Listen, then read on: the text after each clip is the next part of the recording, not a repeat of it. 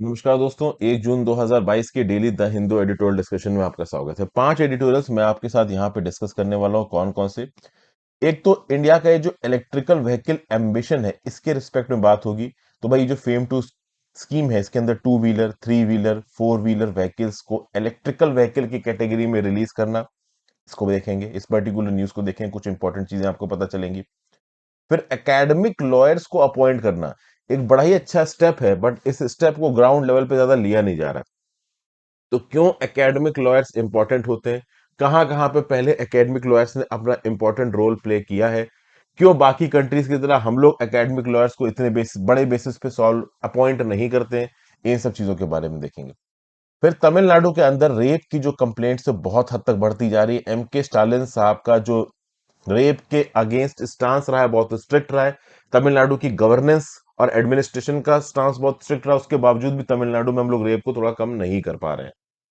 इसकी वजहों को समझने की कोशिश करेंगे, और ओवरऑल इस समय पे स्टालिन सरकार के लिए क्या कह सकते हो, आपकी कंडेमनेशन की बात है। वो खुद ही इस समय पे ह्यूमिलिएटेड है इन खबरों को सुन के, तो इसको देखेंगे। फिर recently he UIDAI, unique identification authority of India ने आधार से रिलेटेड कुछ गाइडलाइंस रिलीज की। बोला कि जो मास्क आधार नंबर है, इसको इस्तेमाल करिए, जिसमें आपके आधार के केवल 4 डिजिट्स दिखते हैं। मान लो 2462 किसी का 4 डिजिट आखिरी का, और पहले के जो डिजिट्स है वो मास्क है। अब इस बात को लेकर थोड़ा ऑनलाइन फ्यूरोर मच गया कि एक तरफ तो सेंट्रल गवर्नमेंट आधार के ओपन यूज को प्रमोट करती है, और दूसरी तरफ यहाँ पे मास्क्ड आधार नंबर को यूज करने की बात हो रही, ताकि इंफॉर्मेशन लीक ना हो जाए, कुछ डाटा बेस में आप कह लो ब्रीच ना हो जाए। तो इस बात को लेके काफी बवाल मच गया, तो सरकार ने अपनी गाइडलाइंस को विड्रॉ कर लिया।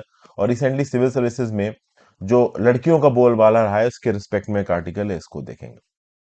यहाँ जर्मनी का स्टैंड ऑन यूक्रेन वॉर, इसके रिस्पेक्ट में भी एक आर्टिकल है, आप चाहिए इसको पढ़ लीजिए। अभी के लिए मेरे पास टाइम सिर्फ 5 आर्टिकल्स डिस्कस करने का है, तो मैं 5 आर्टिकल्स आपके साथ डिस्कस करूंगा।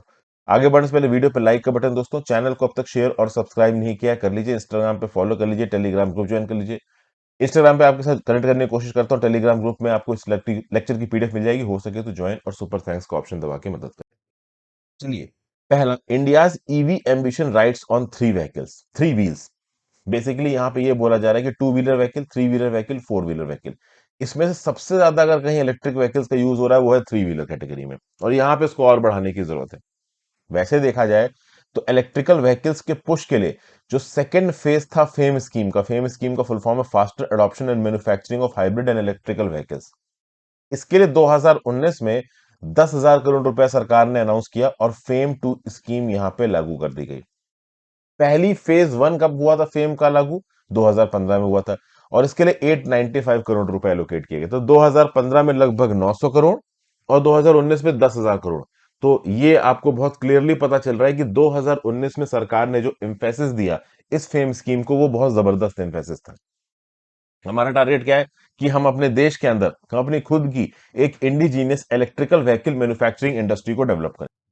अब यहाँ पे कुछ टारगेट पुटअप किए गए थे, जैसे फेम टू स्कीम के अंदर 2019 से लेके 2021 जून तक एक्सटेंड किया गया फेम टू। फेम वन आई 2015 से 2019, 2019 में इसको 2021 तक कंटिन्यू किया गया फेम टू के थ्रू। टारगेट ये रखा गया कि भाई 10 lakh e two wheeler, 5 lakh e three wheeler, और 55,000 e four wheeler passenger car लेके आएंगे, प्लस हम लोग 7,000 ई बसेस लेके आएंगे। ठीक है, तो इलेक्ट्रिसिटी पे चलने वाली इतनी दो पहिया, इतनी तीन पहिया, इतनी चार पहिया, और इतनी बसेस, ये हमारा टारगेट था। लेकिन ऑब्वियसली हम ओवरऑल इस टारगेट से बहुत दूर हैं, बहुत पीछे हैं इस टारगेट से। अगर कोई एक ऐसा फील्ड है जहां पे हम थोड़ा बहुत इस टारगेट के पास पहुंचे हैं, तो वो है ई थ्री व्हीलर, जो तीन पहिया गाड़ियां होती हैं, वहां पे हम थोड़ा बहुत टारगेट पूरा कर पा रहे हैं। जैसे जो हमारा ऑटोमोबाइल सेक्टर है, जो हमारी इंडिजीनियस मैन्युफैक्चरिंग इंडस्ट्रीज है, जैसे टाटा मोटर हो गई, महिंद्रा महिंद्रा हो गई, हीरो इलेक्ट्रिक हो गई, टीवीएस हो गई, इन्होंने भी इलेक्ट्रिकल व्हीकल्स को लॉन्च करने की बात की है। ओला और बाउंस ने टू व्हीलर व्हीकल में अपनी एंट्री मारी। कुछ नई नई गाड़ियां आ रही हैं, जैसे कि रिसेंटली अगर आप देखिए तो होंडा सिटी और बहुत सारे अलग अलग ब्रांड्स अपनी ई व्हीलर कार भी रिलीज कर रहे हैं। बट ओवरऑल अगर मेजर ऑब्जॉर्प्शन देखा जाए, इंडिया के अंदर सबसे ज्यादा इलेक्ट्रिकल व्हीकल्स किस सेक्टर में रजिस्टर्ड है, अगर ये इसकी हम बात करें, तो आ जाता है भाई आपका थ्री व्हीलर। जो थ्री व्हीलर इलेक्ट्रिकल व्हीकल है, क्या क्या आता है इसमें? तो थ्री व्हीलर में एक तो भैया आपका ऑटो और ई रिक्शा, ये दो सबसे ज्यादा नजर आते हैं, autos and e rickshaw. They basically account for 65% of electrical vehicles registered in India. तो इंडिया में जितने भी इलेक्ट्रिकल व्हीकल्स रजिस्टर्ड हैं, 65% आपके थ्री व्हीलर है। उसके बाद दूसरे नंबर पे आते हैं टू व्हीलर इलेक्ट्रिकल व्हीकल्स, जो कि है लगभग 30% ऑफ द रजिस्ट्रेशन। तो 100 व्हीकल्स में से 65 इलेक्ट्रिकल व्हीकल्स थ्री व्हीलर हैं, 30 इलेक्ट्रिकल व्हीकल्स आपके टू व्हीलर हैं, और लगभग 2.5% इलेक्ट्रिकल व्हीकल्स आप कह लो फोर व्हीलर है। तो 100% में से 65% three wheeler electrical vehicles, 30% two wheeler electrical vehicles, और 2.5% फोर व्हीलर इलेक्ट्रिकल व्हीकल्स। अब ये जो 5 लाख का टारगेट था आपका थ्री व्हीलर व्हीकल का, खास बात यहां पे ये है कि हम 4 lakh three wheeler vehicle register कर चुके हैं। अगर आप प्रोपोर्शन में बाकी कैटेगरीज का टारगेट देखोगे तो ना के बराबर है। बट 5 लाख का टारगेट था ई थ्री व्हीलर्स का 2019 से लेकर 2021 तक। लेकिन अगर आप देखें तो 4 लाख व्हीकल्स अब तक हम रजिस्टर कर चुके हैं, किसके? थ्री व्हीलर के। और ऐसा बताया जा रहा है कि 2023 तक 5 लाख ई थ्री व्हीलर हम लोग रजिस्टर कर लेंगे। मतलब अगर कोई एक जगह है, कोई एक ऐसा सेगमेंट है ई कैटेगरी में, इलेक्ट्रॉनिक कैटेगरी में, जहां पे हम व्हीकल्स को रजिस्टर कर पा रहे हैं, तो वो है थ्री व्हीलर सेगमेंट्स। और उसमें कुछ स्टेट सबसे ज्यादा है, आसाम, बिहार, दिल्ली, उत्तर प्रदेश, वेस्ट बंगाल। यहां पे जो टोटल थ्री व्हीलर रजिस्ट्रेशन हुए इंडिया के, उसका 80% थ्री व्हीलर तो इन्हीं 5 स्टेट्स में हुए। और यूपी की बात की जाए तो यूपी में ओवरऑल रजिस्ट्रेशन का 40% रजिस्ट्रेशन हुआ है इलेक्ट्रॉनिक थ्री व्हीलर का। अब अगर आप देखो तो आसाम, दिल्ली, यूपी और वेस्ट बंगाल ने अपनी खुद की एक इलेक्ट्रिकल व्हीकल पॉलिसी भी बनाई है। और बिहार अपनी इलेक्ट्रिकल व्हीकल पॉलिसी बना रहा है। उसने लेटर 2022 में अपनी draft electrical vehicle policy release कर देनी है। ये 4 स्टेट्स आसाम, दिल्ली, यूपी, बंगाल ये बना चुके हैं। क्यों? क्योंकि इनके यहाँ पे इलेक्ट्रिक व्हीकल्स का सबसे ज्यादा रजिस्ट्रेशन है, खासकर थ्री व्हीलर कैटेगरी में। ठीक है भाई। और सबसे खास बात यहाँ पे एक और है, आसाम, बिहार, दिल्ली, उत्तर प्रदेश, वेस्ट बंगाल, इनमें क्या चीज कॉमन है? इनकी पॉपुलेशन डेंसिटी बहुत ज्यादा है। और जहां पे जगह कम है, लोग ज्यादा हैं, तो पब्लिक ट्रांसपोर्ट एक बड़ा इशू बन के आता है। और उस पब्लिक ट्रांसपोर्ट को इन्वायरमेंटली सस्टेनेबल तरीके से करने के लिए ये जो ई थ्री व्हीलर्स हैं, ये बड़े ही कारगर साबित हो रहे हैं। इसलिए इन राज्यों की जो सरकार है ना, वो भी थ्री व्हीलर कैटेगरी में जो इलेक्ट्रिक व्हीकल है उनको प्रमोशन दे रही है। और इन राज्यों में एक तगड़ा इकोसिस्टम बन चुका है। एक three wheeler electrical vehicle lakh से 1.5 लाख रुपए तक का लोकल वर्कशॉप और स्मॉल इंटरप्राइजेस वाला बना के बेचते हैं, तो वो सस्ते भी बिकते हैं, अच्छी तरीके से काम भी कर रहे हैं। इंडिया के जो बड़े बड़े ऑटो मेकर्स हैं, वो भी थ्री व्हीलर व्हीकल्स बना रहे हैं, लेकिन ये कंपीट नहीं कर पा रहे हैं लोकल वर्कशॉप और स्मॉल इंटरप्राइजेस से। उसका रीजन क्या है? रीजन ये कि लोकल वर्कशॉप और स्मॉल इंटरप्राइजेस में जो इलेक्ट्रिक व्हीकल्स बनते हैं वो सस्ते होते हैं। अब आप बोलोगे सर कि ये जो बड़े बड़े ऑटो मेकर्स हैं, इनके पास तो टेक्नोलॉजी होती है, ये जो लोकल वर्कशॉप्स है, स्मॉल इंटरप्राइजेस है, इनके पास कहां से टेक्नोलॉजी आई इलेक्ट्रिकल व्हीकल बनाने की, वो भी थ्री व्हीलर? तो मैं आपको बता दूं, आईआईटीज और बहुत बड़े बड़े जो अनुसंधान केंद्र है, रिसर्च इंस्टीट्यूशन है इंडिया के, उन्होंने ओवरऑल ये टेक्नोलॉजी प्रोवाइड की है लोकल लेवल पे, ताकि सस्टेनेबल तरीके से हम इलेक्ट्रिक कैटेगरी में थ्री व्हीलर्स बना सकें, जो कि पब्लिक ट्रांसपोर्ट में बहुत काम आएंगे। लखनऊ मैंने अक्सर कर देखा है, मुंबई में तो मैंने उतना नहीं देखा। बट जब भी मैं लखनऊ जाता हूँ, तो लखनऊ में ये थ्री व्हीलर्स अक्सर कर चलते दिखते हैं, हर जगह आपको दिख जाएंगे ये थ्री व्हीलर्स, थोड़े थोड़े किराए पे आपको एक जगह से दूसरी जगह ले जाते हो। और चूंकि ये इन्वायरमेंटल सस्टेनेबली होते हैं, तो आप कह सकते हो कि डेवलपमेंट के रिस्पेक्ट से भी और ओवरऑल एक इन्वायरमेंटल सस्टेनेबिलिटी, इकोलॉजी कंजर्वेशन के रिस्पेक्ट से भी बहुत इंपॉर्टेंट है। अच्छा, इन स्टेट्स की पॉलिसी क्या रही है कि भाई इनके यहाँ पे इतने मेजर स्केल पे थ्री व्हीलर कैटेगरी में इलेक्ट्रिक व्हीकल्स को अडॉप्ट किया जा रहा है? तो भाई ओवरऑल पांचों स्टेट्स ने रोड टैक्स एग्जेम्पशन दे दिया है 100% का। रजिस्ट्रेशन फीस इलेक्ट्रिक व्हीकल्स के लिए ये पांचों स्टेट्स नहीं लेते हैं। आसाम, दिल्ली और वेस्ट बंगाल ने इंसेंटिव्स लिंक किए हैं बैटरी साइजेस के साथ। ठीक है। तो जिस बैटरी साइजेस के हिसाब से इंसेंटिव्स देगी आसाम, दिल्ली, वेस्ट बंगाल। कुल मिला के आप कह सकते हो कि अलग अलग स्कीमों के थ्रू इलेक्ट्रिकल व्हीकल की सेल को ये राज्य की सरकारें बढ़ाने की कोशिश कर रही हैं। उत्तर प्रदेश की बात की जाए तो Uttar Pradesh 100% interest free loan दे रहा है राज्य की सरकार के एम्प्लॉयज को। अगर वो इलेक्ट्रिकल व्हीकल खरीदते हैं, मतलब अपने यूज के लिए, अगर कोई राज्य की सरकार का एम्प्लॉय इलेक्ट्रिकल व्हीकल खरीदता है, तो उसको लोन मिल जाएगा, लोन इंटरेस्ट फ्री होगा।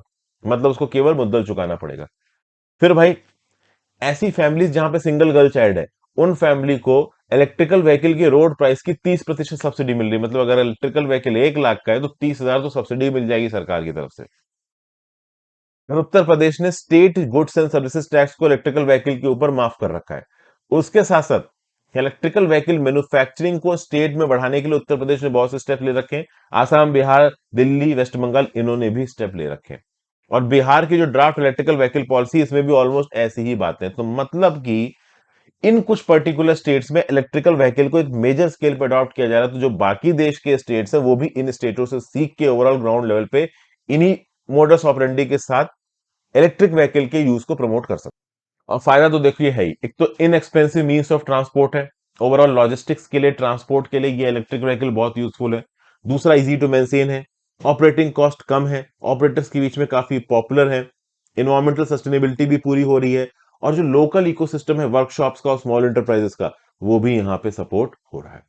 तो जो ई व्हीलर कैटेगरी में, थ्री व्हीलर इलेक्ट्रिकल व्हीकल की कैटेगरी में जो हमको सक्सेस मिली है, उसको हमको इलेक्ट्रिकल व्हीकल की टू व्हीलर और फोर व्हीलर कैटेगरी में भी अडॉप्ट करना है। ठीक है। प्रॉब्लम यहां पे ये है कि देखिए, टू व्हीलर कैटेगरी और फोर व्हीलर कैटेगरी ये होती है पर्सनल यूज वाली। अभी जो स्कूटी वगैरह जैसी चीजें हैं वो अलग बात है कि अब ओला ने ई स्कूटर चला दिया है जिसको आप हायर कर सकते हो। इंडोनेशिया वगैरह जाएंगे, बाली, वहां पे भी जो ई स्कूटर्स हैं वो मतलब हायरिंग के थ्रू मिलते हैं आपको। बेसिकली कि ओला प्लेटफॉर्म के थ्रू आपने स्कूटर हायर कर लिया, उसके साथ बैठ के आप कहीं चले गए। लेकिन ज्यादातर केसेस में टू व्हीलर और four wheeler vehicle personal use के लिए होते हैं। और जब चीजें पर्सनल यूज के लिए होती है, देखिए फोर व्हीलर जो खरीद पा रहा है, जो बड़ी बड़ी गाड़ियां खरीद पा रहा है 10 लाख की, उसके लिए क्या है कि दूसरे ऑप्शन है, भाई सीएनजी अवेलेबल है, सीएनजी लगवा लेगा। नहीं तो बहुत सारे लोगों के पास होता है पेट्रोल अफोर्ड करने का मीज, कि चलो कार खरीदना है, कभी कभी निकालनी, तो हम पेट्रोल यूज कर लेंगे। फोर व्हीलर कैटेगरी में इलेक्ट्रिक व्हीकल खरीदना थोड़ा सा लोगों को मतलब असमंजस भरा लगेगा, मुश्किल लगेगा। रीजन क्या है कि टू व्हीलर जिन्होंने खरीदे थे, कुछ एक्सीडेंट्स देखने को मिले, कुछ मौतें भी यहां पे हुई हैं। तो पर्सनल स्पेस में, पर्सनल कैटेगरी में लोग जल्दी टू व्हीलर फोर व्हीलर नहीं खरीदेंगे जब तक उनको उस व्हीकल की एफिशिएंसी के ऊपर भरोसा नहीं आ जाता, वो व्हीकल अफोर्डेबल नहीं हो जाती। जैसे फॉर एग्जांपल, अगर फोर व्हीलर कार है नॉर्मल पेट्रोल की और इलेक्ट्रिकल व्हीकल की, तो इलेक्ट्रिकल व्हीकल वाली कम से कम 2-3 लाख रुपए महंगी होगी। तो महंगी कार होने की वजह से जल्दी नहीं, तो कॉस्ट एफिशिएंट इफेक्टिव होनी चाहिए, एफिशिएंट होनी चाहिए, पूरी तरीके से सेफ होनी चाहिए। और इसके लिए अभी बहुत सारी चीजें टू व्हीलर और फोर व्हीलर कैटेगरी में करनी है। टू व्हीलर में तो देखिए अभी रिसेंटली आग पकड़ने लगे थे व्हीकल्स, लोगों की जानें गई हैं। तो वैसे ही लोगों का भरोसा उठ गया होगा टू व्हीलर इलेक्ट्रिकल व्हीकल्स के ऊपर। तो ये ओवरऑल बातें यहाँ पे देखिए बताई गई। काफी अच्छा आर्टिकल लगा, सौम्यदीप कुंडू जी ने इसको लिखा, डॉक्टोरल स्टूडेंट है। सौम्या राय जी ने लिखा, एसोसिएट प्रोफेसर हैं, okay, Indian institute of management Kozhikode में। तो एक ठीक ठाक व्यू पॉइंट है। Two wheeler, three wheeler, four wheeler category में टू व्हीलर फोर व्हीलर उतना यूज क्यों नहीं हो रहे हैं, थ्री व्हीलर इतना यूज क्यों हो रहे हैं, कहाँ यूज हो रहे हैं ज्यादा, ये सब मैंने आपको यहाँ पे बता दिया। फिर नेक्स्ट आर्टिकल है इंगेजिंग एकेडमिक लॉयर। ये जो फेम वाला आर्टिकल था जो अभी मैंने डिस्कस किया, ये मोस्ट इंपॉर्टेंट था आज की डेट का। और ये इंगेजिंग एकेडमिक लॉयर वाला आर्टिकल भी काफी इंपॉर्टेंट है, काफी अच्छी आप कह लो इंफॉर्मेशन आपको यहाँ पे जानने को मिलेगी। जैसे रिसेंटली क्या हुआ है कि दिल्ली हाई कोर्ट की एक जज है, जज Pratibha M Singh, copyright act of 1957 से रिलेटेड एक केस को ये देख रही थी। तो इन्होंने क्या किया कि अतुल जॉर्ज स्कारिया नाम के एक लॉ प्रोफेसर है, ये बेसिकली एक्सपर्ट है कॉपीराइट एक्ट 1957 के। तो इनको यहां पे हायर कर लिया है, किसने हायर क्या कर लिया, अपॉइंट कर लिया है as a help of the court. देखिए एमिकस क्यूरी अक्सर कर अपॉइंट किए जाते हैं, वो किसी एक कोर्ट को किसी एक पर्टिकुलर मैटर में मदद करते हैं आगे बढ़ने में। ठीक है ना, क्योंकि देखिए क्या है ना, जो कोर्ट के जजेस हैं वो हर चीज में एक्सपर्ट नहीं है। तो ओवरऑल किसी एक एक्सपर्ट इंडिविजुअल को हायर करके आप उस पर्टिकुलर सब्जेक्ट के बारे में प्रिसाइज इंफॉर्मेशन ले सकते हो। और इसीलिए यहाँ पे लॉ प्रोफेसर अपॉइंट किए जाते हैं। और इसीलिए यहाँ पे दिल्ली की जो जज हैं प्रतिभा एम सिंह जी, इन्होंने ओवरऑल यहां पे अपॉइंट किया है अरुल जॉर्ज स्कारिया को। तो अब इससे एक टॉपिक फिर से न्यूज में आ गया, लॉ प्रोफेसर की इंपॉर्टेंस। देखिए लंबे समय से ऐसा बताया जा रहा है कि जो लॉ प्रोफेसर होता है, इसका काम क्या होता है। लॉ प्रोफेसर का काम है कि भाई कोर्ट की, वैसे तो नॉर्मल डेली लाइफ में वो नॉलेज के रिस्पेक्ट में जिस फील्ड में भी वो लॉ का प्रोफेसर है, वहां के लॉ की एनालिसिस करना, इंटरप्रिटेशन करना, रिसर्च, स्कॉलरली एंगेजमेंट करना, बेसिकली किसी पर्टिकुलर एक्ट के बारे में। जैसे मान लीजिए कस्टम्स एक्ट है, इनकम टैक्स एक्ट है, आपका फसाई से रिलेटेड कोई एक्ट है, आरबीआई है, बड़े सारे नियम कानून अलग अलग हैं। तो इन अलग अलग लॉज में अगर इंटरप्रिटेशन करना हो, जैसे कॉपीराइट एक्ट हो गया 1957 का, अब इसमें बहुत सारी चीजें ऐसी होंगी जो इंटरप्रेट करने में हो सकता है दिल्ली की जजेस को प्रॉब्लम हो रही हो, तो यहां पे एक्सपर्ट हायर कर लिया। ये अपने आप में एक बहुत अच्छा स्टेप है। अगर आप एक एक्सपर्ट को किसी लॉ से रिलेटेड हायर करते हो तो उस लॉ की आप ज्यादा अच्छी एनालिसिस कर सकते हो, ऐसा कुछ यहां पे बताया जा रहा है। शमनाद बशीर जी का यहाँ पे नाम लिया जा रहा है, एक सेलिब्रेटेड एकेडमिक है field of intellectual property law में। 43 ईयर्स की उम्र में इनकी मृत्यु हो गई थी, लेकिन सुप्रीम कोर्ट की इन्होंने मदद की थी Novartis versus union of India case 2012 में। एक एकेडमिक इंटरवीनर थे उस केस में, कौन? शमनाद बशीर, ये भी एक लॉ प्रोफेसर थे। फिर दिल्ली हाई कोर्ट के सामने as an amicus curiae Aparna Chandra और मृणल सतीश ने भी एक्ट किया। फिर अगर आप देखो तो लेजेंडरी एकेडमिक्स जैसे उपेंद्र बख्शी और लोतिका सरकार जी ने भी बोला कि कुछ इंपॉर्टेंट मैटर्स में हम कोर्ट्स को मदद करने के लिए तैयार है, एमिकस क्यूरी बनने के लिए तैयार है। फिर सुप्रीम कोर्ट ने समय समय पर लॉ प्रोफेसर जैसे मूलचंद शर्मा को ज्वाइंट रजिस्ट्रार रिसर्च और अनूप सुरेंद्र नाथ और डैनियल मैथ्यू को डेप्यूटी रजिस्ट्रार रिसर्च बनाया है। क्यों? क्योंकि उस पर्टिकुलर केस में जरूरी था कुछ टेक्निकल एक्सपर्ट्स को हायर करना। फिर वीएस मानी साहब उस टीम के पार्ट थे जो कि basically international court of justice में लड़ रही थी 1999 में, जिसमें एक इंसिडेंट में इंडिया पाकिस्तान इन्वॉल्व। तो मतलब क्या हो रहा है, on a case to case basis हम ये देख रहे हैं कि लॉ प्रोफेसर्स को हायर किया जा रहा है। ठीक है ना, ऐसी जगहों पे जहां पे टेक्निकली जरूरत है इन लॉ ऑफिसर्स की। ओके, अब कई बार लॉ कमीशन ने ये रिपोर्ट दी है कि भाई जो इंपॉर्टेंट टेक्निकल केसेस होते हैं वहां पे लॉ प्रोफेसर्स की अपॉइंटमेंट को बढ़ाया जाना चाहिए। लॉ प्रोफेसर्स को अक्सर कर एक्सपर्ट विटनेसेस की तरह बुलाया जाना चाहिए, अलग अलग कमिटीज में इनका रोल होना चाहिए। ये बातें लंबे समय से कही जा रही हैं, लेकिन जल्दी इनको अपॉइंट किया नहीं जाता है। अक्सर कर आपने देखा होगा ब्यूरोक्रेट्स, जजेस या पॉलिटिशियंस अपने इंडिविजुअल इनिशिएटिव के बेसिस पे भले एक लॉ प्रोफेसर अपॉइंट कर दें। कई बार पार्लियामेंट्री कमिटीज की भी बहस होती है तो वहां पे भी लॉ प्रोफेसर्स को बुलाया जाता है। बट लॉ प्रोफेसर्स को बुलाना इंडिया के अंदर एक प्रैक्टिस नहीं है, तो ना case to case basis law professors को बुलाया जाता है। तो किसी जज, ब्यूरोक्रेट और पॉलिटिशियंस को सही लगा तो बुला लिया। कोई प्रॉपर यहाँ पे मोडस ऑपरेंडी नहीं है कि हाँ भाई कोई टेक्निकल केस है तो हम एक लॉ प्रोफेसर को बुलाएंगे। समझ गए भाई? तो ओवरऑल जुडिशियल एग्जीक्यूटिव ने हिस्टोरिकली यहां पे इंडिया के एकेडमिक लॉयर्स को इग्नोर किया है, ओवरलुक किया है, जो कि सही नहीं है। प्लस अगर आप article 124 clause 3 sub clause C of the संविधान पढ़े तो इसमें यह लिखा हुआ है कि भाई एक डिस्टिंग्विश ज्यूरिस्ट को भी सुप्रीम कोर्ट का जज अपॉइंट किया जा सकता है। मतलब कि डिस्टिंग्विश ज्यूरिस्ट होता कौन है? एक इलस्ट्रियस लॉ प्रोफेसर। तो एक इलस्ट्रियस लॉ प्रोफेसर को भी सुप्रीम कोर्ट का जज अपॉइंट किया जा सकता है। बट आज तक किसी भी इलस्ट्रियस लॉ ऑफिसर को सुप्रीम कोर्ट का जज नहीं अपॉइंट किया गया है। वहीं पे अगर आप यूएस में एग्जाम्पल देखोगे तो बहुत से लॉ प्रोफेसर्स को सुप्रीम कोर्ट का जज अपॉइंट किया गया है यूएस में, बट इंडिया में नहीं किया गया। तो इसका क्या मतलब? इसका मतलब यह है कि जो डिस्टिंग्विश ज्यूरिस्ट की इंपॉर्टेंस है उसको कॉन्स्टिट्यूशन ने भी समझा है और रिकॉग्नाइज किया है, और सुप्रीम कोर्ट के जजेस की तरह अपॉइंटमेंट में बोला है, लेकिन हम अपॉइंट नहीं करते हैं इन लोगों को। फिर जब इंटरनेशनल जुडिशियल और लीगल बॉडीज में अपॉइंटमेंट की बात आती है, जैसे international court of justice, world trade organization की एपलेट बॉडी, वहां पे भी जब अपॉइंटमेंट की बात आती है तो हमारे रिटायर्ड ब्यूरोक्रेट्स, रिटायर्ड जुडिशियल जजेस ये सब जाते हैं, कभी भी लॉ प्रोफेसर को अपॉइंट नहीं किया जाता है। तो इसका क्या मतलब है? इसका मतलब यह है कि iconic international law professors India के अंदर बीएस चिमनी, आरपी आनंद, वीएस मानी जैसे, लेकिन ओवरऑल जब रिप्रेजेंटेशन की बात आती है, अपॉइंटमेंट की बात आती है, तब इनको इग्नोर किया जाता है। और अभी की अगर मोदी सरकार की बात करें तो हम लेटरल एंट्री ऑफ एक्सपर्ट्स की बात करते हैं। गवर्नमेंट में जर्नलिस्ट ब्यूरोक्रेट्स के काम के लिए जो सिविल सर्विसेज से अपॉइंटेड ब्यूरोक्रेट्स है, सिर्फ उनको ही नहीं, लेटरल एंट्री के थ्रू भी हम लोगों को अपॉइंटमेंट दे सकते हैं।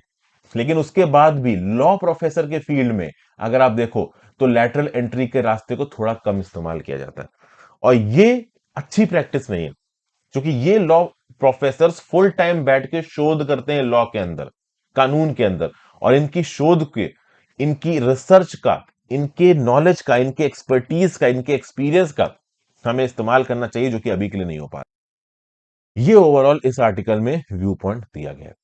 आई होप आपको व्यू पॉइंट यहाँ पे पसंद आया हो। चलिए अगले आर्टिकल की तरफ चलते हैं, प्रिवेंटिव एक्शन अगेंस्ट रेप। भाई तमिलनाडु के अंदर से देखिए कुछ अनफॉर्चुनेट न्यूज सुनने में आ रही। ये न्यूज अच्छी नहीं लगेगी, इस तरीके की न्यूज किसी भी इन्फॉर्म्ड इंडियंस को अच्छी नहीं लगनी चाहिए। पिछले 3 महीनों में तमिलनाडु के अंदर 4 गैंग रेप के केसेस सामने आए, और लेटेस्ट विक्टिम को तो यहाँ पे मर्डर कर दिया गया। और चारे केसेस में यह देखा गया कि वो जो लेडी थी वो किसी मेल कंपेनियन के साथ थी। तो उसको अटैक किया गया ग्रुप के द्वारा, मेल कंपेनियन को न्यूट्रलाइज किया गया और उसके बाद उस वुमेन का रेप किया गया। 3 केसेस में उसको जिंदा छोड़ दिया गया, एक केसेस में तो उसको मार ही दिया गया। और हद तो तब हो गई कि एक यूथ ने एक वुमेन को स्टॉक किया, जबरदस्ती उसके घर में घुसा, उसको नाइफ पॉइंट पे रेप किया, और in the hurt of Chennai. ये गैंग रेप के केसेस कुडलोर, वेल्लोर, नमक्कल और रामेश्वरम से निकल के आ रहे हैं। विरुद्धनगर में भी एक वुमेन को ब्लैकमेल करके 4 मेन द्वारा 3 जुवेनाइल्स द्वारा पिछले 7 महीने से रेप किया जा रहा है। वेल्लोर में एक वुमेन डॉक्टर को, जो कि बिहार से आई थी, उसको एक ऑटो रिक्शा में बैठाया, शेड ऑटो रिक्शा में, और उसके बाद उसको रेप किया। ओवरऑल जो उसके साथ आदमी था उसको मारा पीटा। तो इस प्रकार की ओवरऑल जो एक्टिविटीज है ये बढ़ती नजर आ रही है। जो बिहार से डॉक्टर आई थी वेल्लोर में, जिसके साथ ये ओवरऑल अनफॉर्चुनेट इंसिडेंट हुआ, इसकी मोडस ऑपरेंडी कुछ कुछ हद तक निर्भया केस जैसी थी। बस यहाँ पे अलग ये था कि इस औरत को मारा नहीं गया। ठीक है ना, निर्भया केस तो खैर अलग ही लेवल चला गया था। विरुद्धनगर इंसिडेंट की बात करें तो भाई ये कुछ कुछ हद तक 2019 के पोलाची केस जैसा है, जहां पे एक यंग वुमन को लंबे समय से ब्लैकमेल किया जा रहा था, अब्यूज किया जा रहा था। और उस समय पे डीएमके, द्रविड़ मुन्नेत्र कज़ागम, जो स्टालिन साहब की पार्टी, वो अपोजिशन में थी, तो उसने उस समय पे केस को काफी उठाया था। और इस समय पे स्टालिन साहब पावर में। तो स्टालिन साहब के लिए ये पर्टिकुलर जो न्यूज है ना, ये बहुत एम्बैरेसमेंट की तरह आई है। जब स्टालिन साहब अपोजिशन में थे तो उस समय पर उन्होंने केंद्र की सरकार को क्वेश्चन किया था कि तुमने तमिलनाडु को पब्लिक सिक्योरिटी में नंबर 1 रैंकिंग दी, जब तमिलनाडु में इतने रेप हो रहे हैं तो हम नंबर 1 कैसे हो सकते हैं। Pollachi serial sexual abuse case को बहुत तेजी से आज पॉलिटिकल लाइमलाइट में लेके आए थे, लेकिन अब ये जो इंसिडेंट्स हो रहे हैं ये कहीं ना कहीं स्टालिन सरकार को, डीएमके सरकार को ह्यूमिलिएट कर रहे हैं, एम्बेरस कर रहे हैं। नो डाउट एडमिनिस्ट्रेशन यहाँ पे एक्शन लेगा, गवर्नेंस यहाँ पे एक्शन लेगा। कुडलोर, नमक्कल और रामेश्वरम में जिन्होंने भी जो कुछ भी गलत किया है उनके खिलाफ कुछ ना कुछ किया जाएगा। बट इस प्रकार के क्राइम्स को रोकना जरूरी है। बाद में आप प्रिवेंटिव कर रहे हो, उनको सजा दे रहे हो, उससे बेटर कि आप पहले उसको रोको। अभी अगर आप देखो तो एक प्रॉन यूनिट में काम करने वाली वुमेन को रॉब किया गया, रेप किया गया, उसका उसका मर्डर भी कर दिया गया, और ये किया ओडिशा के 2 माइग्रेंट वर्कर्स ने। और इसके बाद तगड़े प्रोटेस्ट हुए तमिलनाडु के अंदर, और ये भी देखने को मिला कि तमिलनाडु के अंदर ओवरऑल माइग्रेंट्स के अगेंस्ट भी एक रेवल्यूशन आया। लेकिन हमें एक समझने की जरूरत है चीज, ये जो इंसिडेंट हुआ है इस वुमेन के against by 2 migrant workers of Odisha, तो बाहर के माइग्रेंट्स ना के रेप वाला काम किया। वहीं पे जो बिहार की डॉक्टर थी उसका रेप भाई वहीं के लोगों ने किया था। तो रेप इस बात पे डिपेंड नहीं करता है कि कोई नेटिव उस स्टेट का इंडिविजुअल कर रहा है या कोई बाहर का माइग्रेंट वर्कर कर रहा है। रेप वो लोग करते हैं जो ऑब्वियस सी बात है, तो मेंटली तरीके से सिक हैं, आप कह लो कि विकृत मानसिकता के लोग हैं। ये कहीं पे भी हो सकते हैं, किसी भी स्टेट के हो सकते हैं। तो ऐसे केसेस में इनके खिलाफ एक स्ट्रिक्ट एक्शन लेना बहुत जरूरी है। अभी हुआ ये कि जब ये ओडिशा के माइग्रेंट वर्कर्स ने रेप किया, तो जो रामेश्वरम की अथॉरिटीज थी, जो म्यूनिसिपल अथॉरिटीज थी, वो उन लोगों को टारगेट करने लगी जो तमिलनाडु से बाहर के आके वहां पे सेटल्ड थे। तो जो पानी पूरी बेचने वाले थे, रेस्टोरेंट में बाहर के लोग काम करने वाले थे, उनको टारगेट किया जाने लगा, राउंड अप किया जाने लगा, उठा के जेल में डाला जाने लगा। तो ये सब चीजें होने लगी। तो देखिए, तमिलनाडु के अंदर ये कुछ अनफॉर्चुनेट इंसिडेंट सामने निकल के आ रहे हैं। तमिलनाडु की सरकार को बहुत स्ट्रिक्ट एक्शन लेने की जरूरत है, और जो कि वो लेंगे भी। स्टालिन साहब ने बोला है कि सरप्राइज इंस्पेक्शंस पुलिस स्टेशन पे मैं शुरू करूंगा। ओवरऑल एडमिनिस्ट्रेशन को इंप्रूव करने की बात कर रही, कोई भी सरकार ये अफोर्ड नहीं कर सकती कि इस तरीके के उल्टे सीधे रेप के केसेस उनके स्टेट में बाहर निकल के आए। और हर सरकार के लिए बहुत एम्बेरसमेंट की बात हो जाती है। इनफैक्ट अगर आप देखो तो जब निर्भया केस हुआ था तो उस समय की जो तमिलनाडु की चीफ मिनिस्टर जयललिता जी, उन्होंने बोला था कि डेथ पेनल्टी दो भाई रेपिस्ट को, यहाँ पे केमिकल कैस्ट्रेशन करो। लेकिन सुप्रीम कोर्ट ने खैर मना कर दिया था उस समय पे। तो ये कुछ अनफॉर्चुनेट न्यूज थी। लेट्स सी डीएमके सरकार इसके रिस्पेक्ट में क्या करती है। फिर अगली news, caution first on the Aadhaar advisory. तो रिसेंटली हुआ ये कि भाई जो यूनियन गवर्नमेंट है उसने यूआईडीएआई के एक पर्टिकुलर नोटिस को विड्रॉ कर लिया 2 दिन बाद जब वो रिलीज किया। तो ये जो 27 मई का नोटिफिकेशन था Bengaluru regional office of unique identification authority of India के द्वारा जो रिलीज किया गया था, इसने लोगों को क्या बोला था कि भाई अब मास्ट आधार नंबर की फैसिलिटी को इस्तेमाल करिए। मतलब कि यूआईडीए वेबसाइट से मास्ट आधार नंबर का जो कार्ड है अपना डाउनलोड कर लो, जिसमें आपके आधार नंबर की केवल आखिरी 4 डिजिट दिखेंगी, बाकी डिजिट्स नहीं दिखी होंगी, उनके ऊपर कुछ दूसरा साइन लगा हुआ होगा। अब ये एक सेंसिबल एडवाइजरी थी। ऐसा क्यों बोला गया? देखिए, 2018 से मास्ट आधार फैसिलिटी की जो फैसिलिटी है, जो सुविधा है, वो अवेलेबल है। बात यह है कि एक रिपोर्ट आई थी centre for internet and society के द्वारा। इसने क्या बोला था कि भाई देखिए, आधार नंबर के डिटेल्स और बैंक अकाउंट के डिटेल्स ये ओपनली पब्लिक डोमेन में अवेलेबल नहीं होने चाहिए। इससे ओवरऑल सेंसिटिव इंफॉर्मेशन स्टील करने के जो चांसेस हैं वो बढ़ते हैं। ठीक है भाई। अब इस रिस्पेक्ट में अगर आप देखो तो ओवरऑल केंद्र की सरकार का, यूआईडीएआई केंद्र की सरकार के अंदर ही, इसलिए मैं केंद्र की सरकार बोल रहा हूं। तो यूआईडीएआई का एक नोटिस आया था कि भाई know your customer related frauds यहाँ पे हो सकते हैं, क्रिमिनल पर्पसेस के लिए आपकी आधार की आइडेंटिटी को इस्तेमाल किया जा सकता है, इसलिए आप मास्ट आधार को इस्तेमाल करिए। इस प्रकार की बातें हुई। अब जब यूआईडीएआई ने चीजों को यहाँ पे फ्लैग किया, ओवरऑल बातें यहाँ पे बोलना शुरू किया, तब यूआईडीएआई का खुद ही क्रिटिसाइज करने लगे लोग। क्यों? क्योंकि देखिए, यूआईडीएआई आधार को लेके आया है। इस समय पे केंद्र की सरकार आधार के ओपन यूजेज को प्रमोट करती है। आधार के डाटा को बहुत सारे प्राइवेट प्लेयर्स के साथ शेयर किया गया है, जो कि वेरिफिकेशन में काम करता है। जैसे फॉर एग्जांपल, अगर आप एयरटेल की शॉप में जाओ और आपको एयरटेल का सिम लेना है, तो सामने सामने आपका बायोमेट्रिक लेके वो वेरीफाई कर लेगा कि हाँ भाई, ये आपका आधार है कि नहीं है। तो इस प्रकार से आधार के डाटा को ओपन यूजेज हो रहा है। और जब आधार के डाटा को ओपन यूजेज एक तरफ से सरकार प्रमोट कर रही है और दूसरी तरफ सरकार कह रही है कि मास्ट आधार इस्तेमाल करो, तो यहां पे जो सरकार का स्टेटमेंट था वो कॉन्ट्राडिक्टरी हो गया, कंफ्लिक्टिंग हो गया, और इस बात को लेके लोग नाराज हो गए, लोग एकदम हड़बड़ा गए, उल्टा सीधा बोलने लगे। तो यहां पे नर्वस होके यूआईडीएआई ने जो अपना नोटिस था वो वापस खींच लिया। और ऐसा ही इस आर्टिकल में बताया जा रहा है कि पहले भी कई बार ऐसा हुआ है कि सरकार ने यूआईडीएआई के ओपन यूज को प्रमोट किया, यूआईडीएआई मतलब आधार के ओपन यूज को, और उसके बाद उसको फ्लिप फ्लॉप, मतलब कि एक तरफ सरकार चाहती है कि आधार की इंफॉर्मेशन को ओपनली इस्तेमाल किया जाए आइडेंटिफिकेशन के लिए, और दूसरी तरफ आधार के बेसिस पे जो थेफ्ट्स हो रहे हैं, जो इंफॉर्मेशन लीकेज हो रही है, जो डाटा सेट्स ब्रीच हो रहे हैं, उसके यूज को भी आप रोको। तो आप प्रो ओपन यूज भी प्रमोट कर रहे हो, दूसरी तरफ उसके लीकेज को भी रोक रहे हो। तो ये दोनों ही चीजें बहुत कन्फ्लिक्टिंग रह रही हैं। इस रिस्पेक्ट में जो ये 27 मई का नोटिस था यूआईडीएआई बैंगलोर का, इसको यहाँ पे विड्रॉ कर लिया गया। और फिर 2021 का सिविल सर्विसेज रिजल्ट दोस्तों, जो टॉप 3 रैंकर्स हैं वो वुमेन है। नंबर 1 पे श्रुति शर्मा है, नंबर 2 पे अंकिता अग्रवाल है, नंबर 3 पे गामिनी सिंगला है। अपने आप में ये वुमेन को एक टॉप नॉच पे पहुंचाने वाली बात है, ठीक है ना।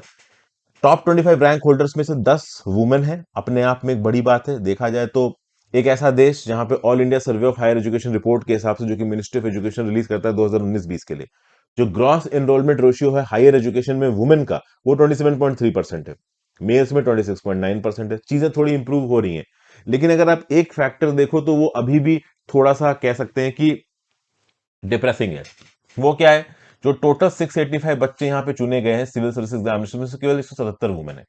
तो टॉप 3 रैंक्स में आपको वुमेन दिख गई और टॉप 25 रैंक में आपको 10 वुमेन दिख गई, तो इससे लगा हाँ वुमेन इंपावरमेंट है। लेकिन जब आपने ये फैक्टर देखा कि 685 में 177 वुमेन है, तो लगा कि नहीं यार, अभी भी सिर्फ 26% वुमेन सिलेक्शन रेट है। जबकि आइडियल क्या होना चाहिए कि भाई 685 में ऑलमोस्ट आधी, मतलब कम से कम 340 वुमेन तो यहाँ पे सिलेक्ट होनी चाहिए। तो this will be the ideal scenario, और इस आइडियल सिनारियो का हम वेट कर रहे हैं। फिर यहाँ पे स्ट्रगल्स बताया गया कि भाई जो श्रुति शर्मा जी हैं बिजनौर की, इनका अलग स्ट्रगल है। मिस अग्रवाल ने कोलकाता की, मिस सिंगला है सोनम की पंजाब की, इनका अपना अलग अलग। देखिए, किसी ने एग्जाम क्वालिफाई किया है तो अपने बैकग्राउंड के हिसाब से सबने यहाँ पे स्ट्रगल किया है, ठीक है ना, और इंडियन एडमिनिस्ट्रेटिव सर्विसेज में आगे बढ़ के आए हैं। और जितना ज्यादा women in civil services exams में सेलेक्ट होंगी, उतना ही आगे जाके वो ग्राउंड लेवल पे जेंडर एम्पावरमेंट कर पाएंगी, ओवरऑल सोसाइटल माइंडसेट को चेंज कर पाएंगी, और इसको सेलिब्रेट करने की जरूरत है। और ये जितनी भी वुमेन आज की डेट में सिविल सर्विसेज में सक्सेसफुल हो रही हैं, इन्हें थैंक्स बोलना चाहिए किसको? उन वुमेन को जिन्होंने वुमेन का सिविल सर्विसेज में घुसने के ट्रेंड शुरू किया था। जैसे अन्ना राजम मल्होत्रा, ये पहली वुमेन थी जिन्होंने आईएएस ज्वाइन किया था 1951 में। सीबी मुथम्मा, ये पहली वुमेन थी जिन्होंने इंडियन फॉरेस्ट सर्विसेज ज्वाइन किया था 1948 में। फिर अनीता कौल जी, जिन्होंने राइट टू एजुकेशन एक्ट 2009 के कॉज को प्रमोट किया था और उसको फंडामेंटल राइट बनाया था। तो इस प्रकार की वुमेन्स ने सिविल सर्विसेज में एक लैंडमार्क स्थापित किया है, और इस लैंडमार्क को फॉलो अप कर सकती हैं ये वुमेन जो आज की डेट में सिविल सर्विसेज में सेलेक्ट हो रही। आप में से भी जो लड़कियां हैं जो पढ़ रही हैं, सुन रही हैं इस न्यूज को, ये आपके लिए इंस्पिरेशन की चीज है। जितना ज्यादा हो सके मेहनत करिए, सिविल सर्विसेज में एनरोल करिए, अपने आप को अपने लिए भी अच्छा करिए, सोसाइटी के लिए और देश के लिए भी। तो आज का एडिटोरियल इतना ही दोस्तों। Thank you for watching. ज्यादा से ज्यादा लोगों के साथ इस लेक्चर को शेयर करिएगा, इंस्टाग्राम पे फॉलो कर लीजिएगा, टेलीग्राम ग्रुप ज्वाइन कर लीजिएगा। दोनों चीजों का लिंक चाहिए दिया, और हो सके तो इंस्टाग्राम पे फॉलो करें और टेलीग्राम ग्रुप भी ज्वाइन करें। Click the join button and super thanks option if possible for you. Have a great day friends, good bye. ध्यान रखिए और पढ़ते लिखते रहिए।